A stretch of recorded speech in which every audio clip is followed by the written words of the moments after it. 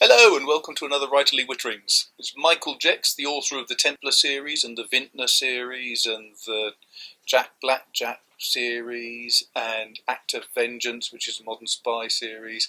So I've written books. I was told I had to say this as an introduction each time. It was a viewer who said, "Oh, you never said who you are." So that's who I am. Now I've had a question from Sacha, and the question was, as a writer of historical fiction, how do you start out? Do you look for the exact scenery to place your story in first, apart from the general time and events that come with the historical background of the era? Or do you create the characters and their interaction in the plot and then decide where they fit best? That's a good question. And the honest answer is it's always been different. The very first book I wrote, The Last Templar, or the first book that got published, actually started out because I was reading this. I don't know if you can see that. Dungeon, Fire and Sword by John J. Robinson. And I was really impressed with that because of the historical research that the author had done, but also the fact that he had put it all down in a very interesting fashion. I apologise for the rattling noise. The dog just had a shake. Yeah, you. And the first book, because I'd spent many years in the computer industry, started out as a simple computer flowchart. So X is dead, Y is X dead, A, B, C, D were all in that area, who had the motive, who had the opportunity and so on. And that was the way that the first book started. The trouble was that I got about 40% of the way through the book and I suddenly realised I had to throw away the flowchart completely because it was growing to be obvious to me who I was leading towards having been the guilty party, and I had to throw away the whole of that plan and start afresh. Now the good thing is you can actually do that with a well-crafted crime book, because if you've got the motivations and the opportunities and everything else for each of the different participants, then it's quite easy, with only adding a sentence or two earlier in a book, to redirect your attention as a reader from one person to another. But that wasn't the ideal way. Other books, I had one book where I knew exactly what the ending was, and it was a case of working backwards from that. That was a fun book to write, but it was quite a hard one as well. Another book I wrote was Templar's Penance, and with that, the one where I wrote the end first was Squire Throwley's Heir. With Templar's Penance, I actually got the idea for that while I was sitting in a church listening to a choir singing Foray's Requiem. It was Credon Church, very nice.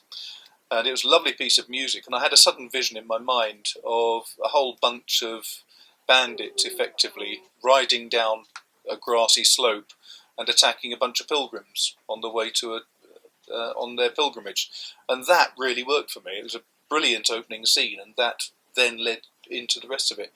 But the way that I tend to work is to invent what I think are interesting characters around a basic scene. Doesn't matter what the scene is. It could be the murder, it could be the capture of the murderer, it could be anything, but I need to have a scene that fires my imagination. I wrote a book, Leper's Return, where the basic scene for that was, when I was doing some research, I discovered that if you were accused of having leprosy, then officially you died, legally you were dead. So if you were married, then your wife was declared a widow. You had to go to church. You would be forced to lie in a coffin in front of the cross, and they would say the last rites and everything over you. Then you'd be taken out and you'd be made to lie in a grave, and they'd throw dirt in your face. And from that moment, you didn't exist. Your will would have been implemented, and basically, your life had ended. It was absolutely miserable, especially since now we know that an awful lot of people who were accused of having leprosy actually had nothing more than a bad form of psoriasis. So that immediately started me off with the idea of a guy who's just being declared a leper and what would have happened to him. In fact, there's fascinating research doing that. But the interesting thing is that most authors, the successful authors, will say that they plot out every aspect of their book and they know to within a hair's thickness exactly where the plot's going to go. Now, I don't, and I've always felt slightly guilty about this, but I've always preferred to start off with interesting characters and then throw life at them and see what happens to them. It's not easy, but it does mean that the whole story evolves in a much more natural and organic manner, I think. And I was always quite appalled about that, because you talk to other people at conferences and so on and discover that they did a huge amount of planning out and plotting beforehand. I do some. I know roughly where I want the story to go. I know roughly what sort of things I want to happen to the main characters. I know roughly how their attitude to things is going to change. Other people like to have everything plotted out to the nth degree. So I was delighted a couple of weeks ago. I was reading in a magazine, The Author, which is for members of the Society of Authors, and there was a chap writing in there who said that he always felt quite bad until he read something by Stephen King. And apparently Stephen King does exactly the same thing. He does not know where his stories are going. He starts out with an interesting set of characters and basically throws situations at them to see how they creatively get themselves out of it.